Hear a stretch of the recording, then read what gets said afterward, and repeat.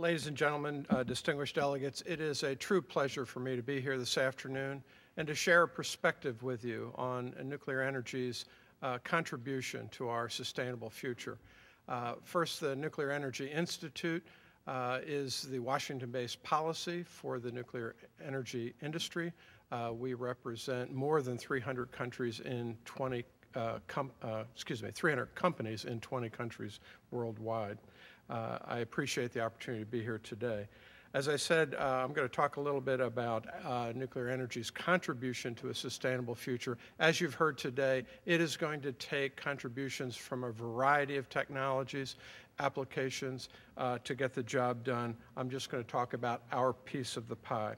So the next slide, please. My overview today is just to share a little bit with you what I believe are the major trends. I think you'll see that they have been touched on earlier today. I'll share with you a global perspective on nuclear energy today, and I'll share a vision for the future where nuclear technology plays an increasing role in supporting sustainable development, even beyond its traditional electric role. Next slide, please. Now, as you heard from many speakers today, including Dr. Ahmadi this morning, the challenges of poverty are real and they're today. And it's going to take a tremendous amount of work to deal with that. And part of what we're seeing is the intersection of these three trends.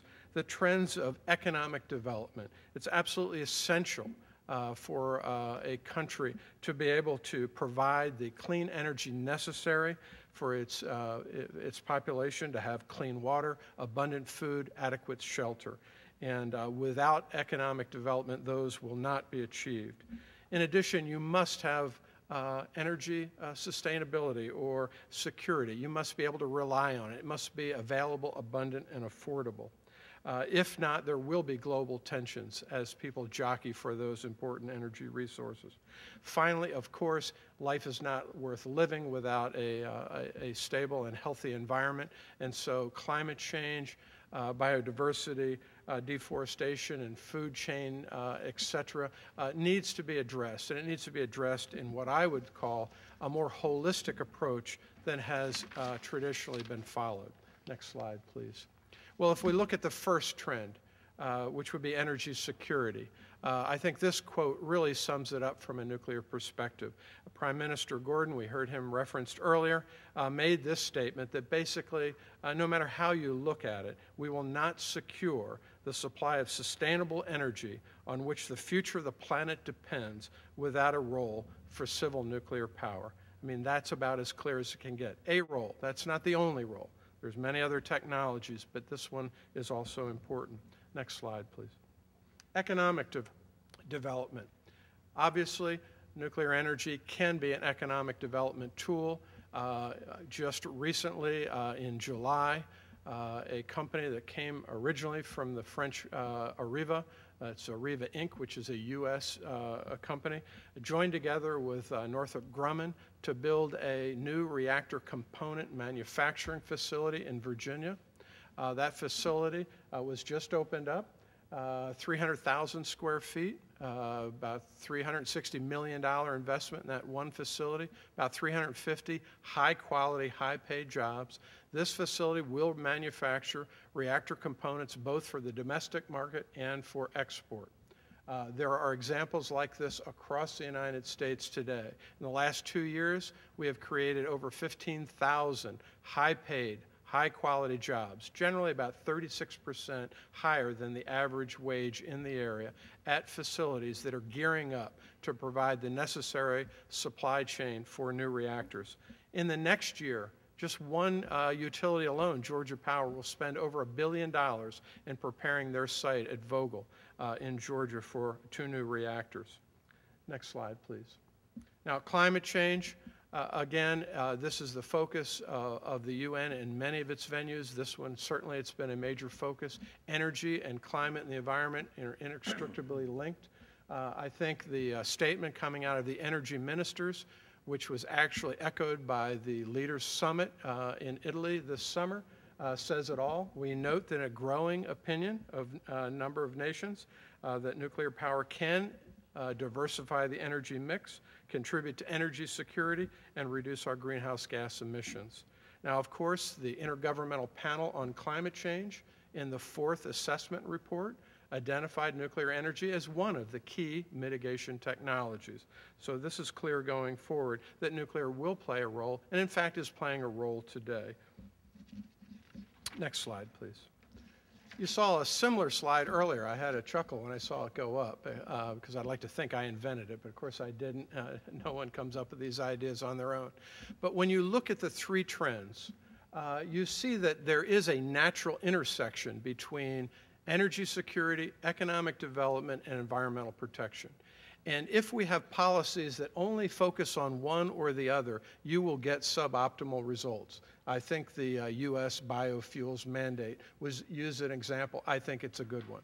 However, if you focus in the center at the intersection and try to achieve all 3 policies, then you may really move and spur innovation.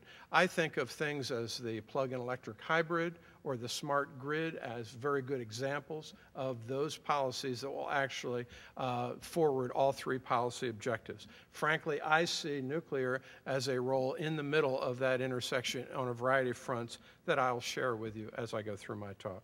Next slide, please.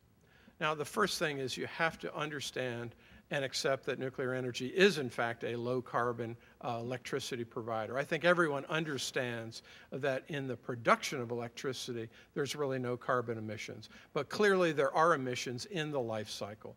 However, there are life cycle emissions from almost every technology. When you do a holistic life cycle analysis, you will see that nuclear is in the role or in the range and comparable with other renewable technologies.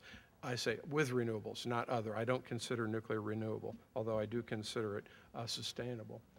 We can talk later in the Q&A about waste issues and other things that will invariably come up. Happy to talk about those. Next slide, please. But the magnitude of the problem that we have to face and the magnitude of the solution nuclear brings to the table needs to be kept in mind. Here in the U.S., nuclear energy is nearly 73% of the non-emitting sources of technology. We see renewable. Of course, the hydro is just about tapped out in our country. There will be a lot of small head hydro, but there are impacts associated with that and constraints on its growth. We see a double-digit growth of wind. We see great increases in solar. Renewables are going to be an increasingly important segment of our energy system going forward, but they have a long way to go, and we have to understand the magnitude of what nuclear energy already provides in the United States and around the world. Certainly, we believe, as many studies have shown and demonstrated, that the lowest cost solution to achieving a 21st century low carbon energy system is to have a wide portfolio of solutions, not to mandate solutions where they don't work, but rather to use systems where they make sense and to collectively develop the technologies, as you've heard today, carbon capture and storage, advanced renewables, energy system storage, et cetera. Next slide, please. Well, again, getting back to the U.S., the fact that nuclear is such a large role of the non-emitting electricity, it also shows that the emissions avoided by nuclear energy are huge. 688 million metric tons avoided every year. That's hard to get your head around, though. What is that, 688 million metric tons? How big is that? What's it feel like? Next slide, please.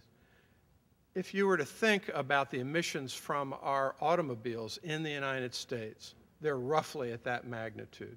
It's about the equivalent of about 96% of our automobile fleet.